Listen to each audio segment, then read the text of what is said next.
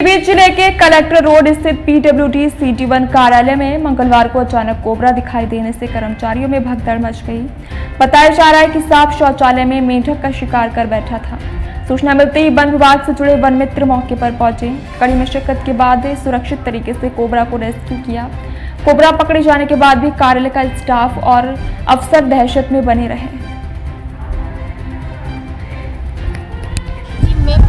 मेरा नाम राधा भदौरिया है। काफ़ी समय से मेरा प्लाट लाल सिंह पैलेस में इन लोगों ने कब्जा कर रखा था।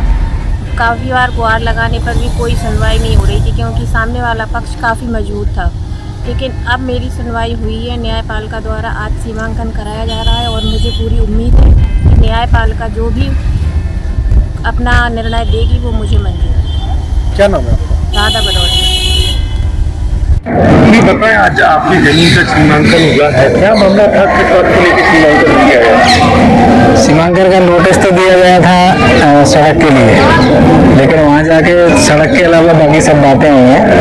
और पटवारियों की तो महिमा सबको मालूम है। तो स्थायी सीमा चिन्ह का कुछ पता ठिकाना नहीं है। खेतों में बिल्डिंगों के ऊपर से कहीं से भी आड़ी टेढ़ी जरीब डाल के सीमांकन हो गया।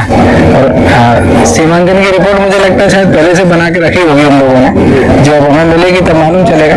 क्योंकि अभी ऑन स्पॉट तो ऐसा कुछ मिला नहीं, ना कोई कब्जा है कहीं किसी का, ना ही कोई ऐसा कहीं समझ में आया। मेरा ही नहीं, किसी अड़ोसी पड़ोसी का भी नहीं, क्योंकि छोटा सा रास्ता है और वो पूरा खुला हुआ है। बाकी पटवारी जी चाहेंगे, आरआई साहब, तहसीलदार साहब जिस हिसाब से काम कर रहे थे, तो उससे ऐसा लगा कि पहले से उन्हें मालूम है कि क्या करना है। अब आगे देखते हैं क्या रिपोर्ट मिलती है। उनमें भी इसका सीमांकन हुआ था? पहले भी सीमांकन हो चुका है, तब भी कुछ नहीं निकला था।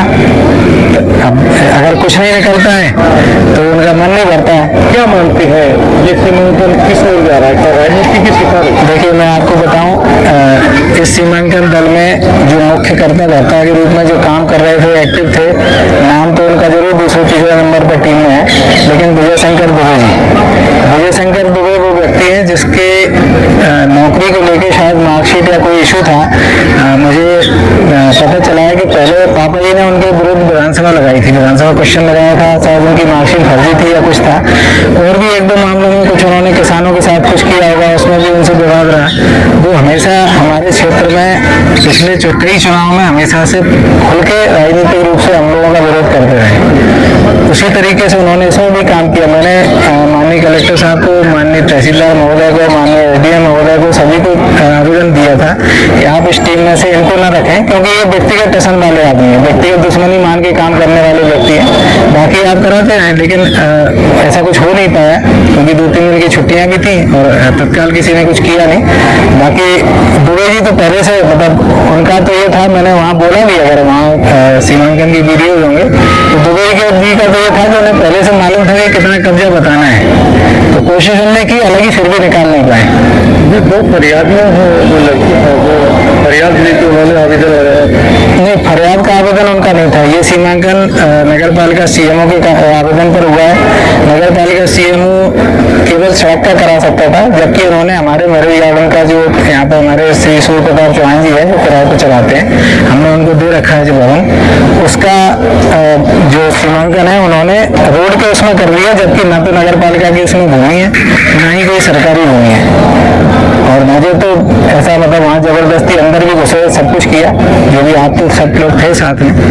क्या मानते हैं ये सीमांकन किस ओर जा रहा है? देखिए, विशुद्ध राजनीतिक सीमांकन है और आगे मुझे नहीं लगता कि पिछले 1-1.5 साल में जिस तरीके से राजनीतिक हमले हम लोगों के ऊपर हुए हैं या हो रहे हैं, उनसे कहीं कुछ किसी प्रकार का शक होगा कि क्या ये करने वाले हैं। और पटवारियों के लिए तो सबको, पटवारी की महिमा हमारे यहाँ एक चलती थी, उसमें कहा गया था कि पटवारी का बस्ता ऐसा जिसे देख जीव डालता भैंसा। पटवारी जब अपनी पर आवे तो ब्रह्मा जी खड़े हो पाने। तो बस वही स्थिति है, वो तो जो करना चाहें वो करें। बाकी न्याय के लिए हमारे पास में न्यायालय है, तो हम आगे अपील करेंगे। अभी उन्होंने आज सीमांकन में तो कोई कब्जा नहीं बताया, लेकिन मुझे पूरा भरोसा है कि सीमांकन की रिपोर्ट बना के लाएंगे, उसमें वो कुछ ना कुछ निकाल के जरूर लाएंगे। मैं अमित।